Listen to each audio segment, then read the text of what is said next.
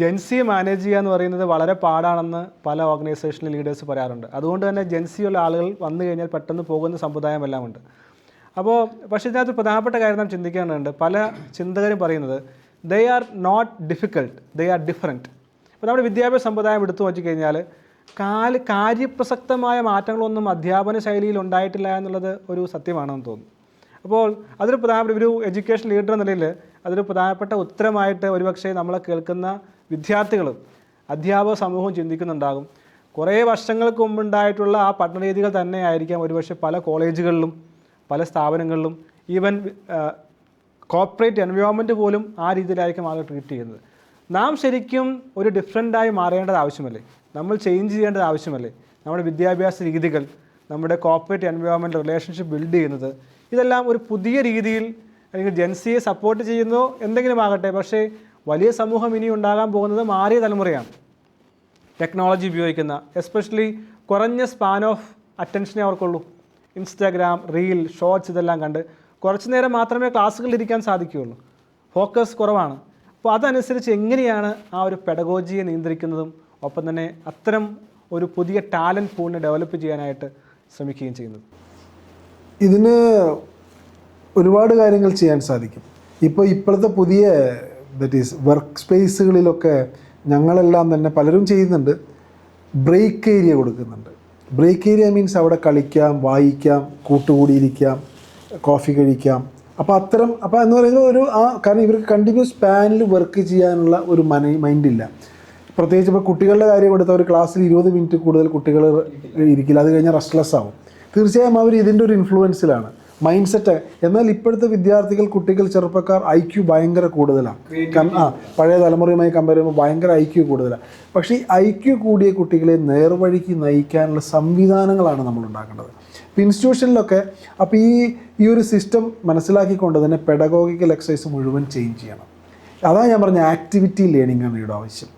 അപ്പോൾ അവർക്ക് fun, learn and creativity ഇതെല്ലാം സാധ്യമാണ്. വെറും തിയറിറ്റിക്കൽ അപ്രോച്ചുമായി മുന്നോട്ട് പോയാൽ എല്ലാ സ്ഥാപനങ്ങളും കുറച്ച് കാലം കഴിഞ്ഞാൽ ആരും ഇല്ലാത്ത അവസ്ഥയിലേക്ക് വരും. കാരണം അത് ഓൺലൈനിൽ പഠിക്കാവുന്നേ ഉള്ളൂ. എന്തിനാണ് കോളേജുകളിൽ വരുന്നത്?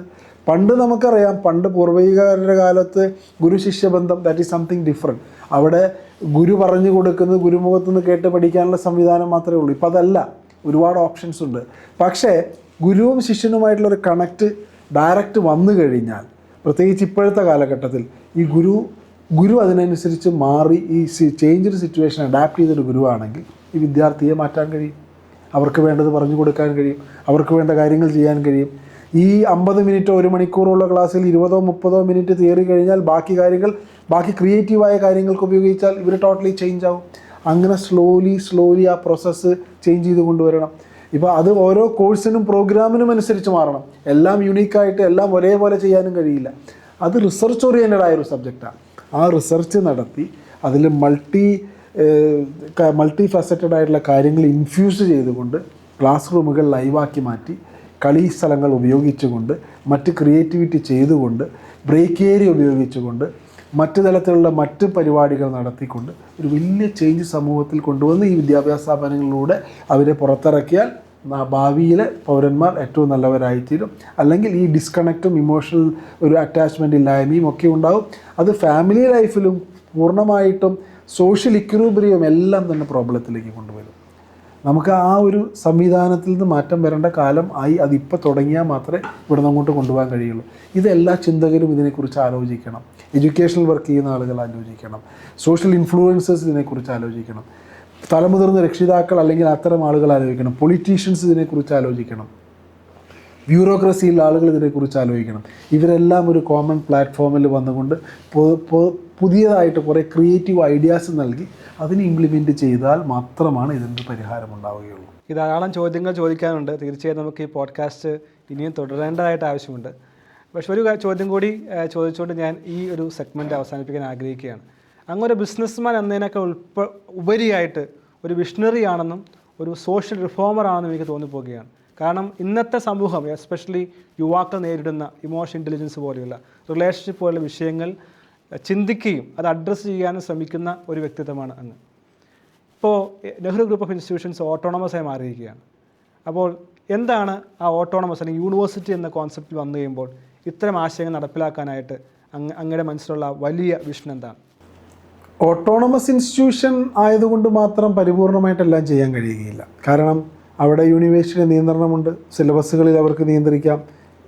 ഹാർഡ്ലി 30% നമുക്ക് മാറ്റം വരുത്താൻ കഴിയൂ. പക്ഷെ നമുക്ക് അഡീഷണൽ ആയിട്ട് പല പ്രോഗ്രാംസും കൊണ്ടുവരാൻ കഴിയും. അത് ഇത്തരത്തിലുള്ള multi faceted programmes, multi cultural programmes, multi oriented ആയിട്ടുള്ള കാര്യങ്ങളൊക്കെ കൊണ്ടുവന്ന് കുട്ടികളെ മാറ്റുവാനും അതിനുള്ള സംവിധാനം ചെയ്തു കൊടുക്കാനും പറ്റും. അതല്ലാതെ ഓട്ടോണമസ് എന്ന് പറയുമ്പോൾ quality of the education improve ചെയ്യുക എന്നതിലപ്പുറം സിസ്റ്റത്തിൽ വലിയ മാറ്റങ്ങൾ കൊണ്ടുവരാൻ പ്രയാസമായിരിക്കും. പക്ഷേ അതിൽ ബാക്കി കിട്ടുന്ന ഈ ആഡ് ഓൺസ്, അങ്ങനെയുള്ള പല കാര്യങ്ങൾസ്, അങ്ങനത്തെ പല പല പല ഒരു അഡ്വാൻറ്റേജസ് ഉണ്ട്. ആ അഡ്വാൻറ്റേജസിനെ നമ്മൾ പോസിറ്റീവായി ഉപയോഗിച്ച് വിദ്യാർത്ഥികൾക്കനുസരിച്ച് മാറ്റിയെടുക്കാൻ മാത്രമേ സാധിക്കുകയുള്ളൂ. പരിപൂർണമായ ഓട്ടോണമി ഓട്ടോണമസ് കോളേജുകൾക്കില്ല. അത് യൂണിവേഴ്സിറ്റി ആയാൽ മാത്രമേ സാധ്യമാവുകയുള്ളൂ. അതിപ്പോൾ ഡീംഡ് യൂണിവേഴ്സിറ്റി കീഴിലുള്ള നമ്മുടെ സ്ഥാപനങ്ങൾക്കുണ്ടാവും. ഇനി പ്രൈവറ്റ് യൂണിവേഴ്സിറ്റി ആയാൽ അതിൻ്റെ കീഴിലേക്ക് ഇതിനെ അഫിലിയേറ്റ് ചെയ്യുമ്പോൾ തീർച്ചയായും ഉണ്ടാവും. അതുവരെ നമുക്ക് കാത്തിരിക്കേണ്ടി വരും. അല്ലെങ്കിൽ ഓട്ടോണമിയുടെ പരിമിതികൾക്ക് നിന്നുകൊണ്ട് നമ്മൾ ഈ പറയുന്ന കാര്യങ്ങൾ കുറച്ചെങ്കിലും ഇംപ്ലിമെൻറ്റ് ചെയ്ത് മാറ്റം വരുത്താൻ നമുക്ക് സാധിക്കും. ഔട്ട് ഓഫ് സിലബസും ഔട്ട് ഓഫ് വർക്കിംഗ് അവേഴ്സും എങ്ങനെ യൂട്ടിലൈസ് ചെയ്യാം, അതിലായിരിക്കും നമ്മുടെ സക്സസ്. അതായിരിക്കണം നമ്മുടെ ഒരു രീതി. എന്നാൽ മാത്രമേ നമുക്ക് പരിപൂർണമായിട്ട് ഇതിന് ഉത്തരം പറയാൻ കഴിയൂ.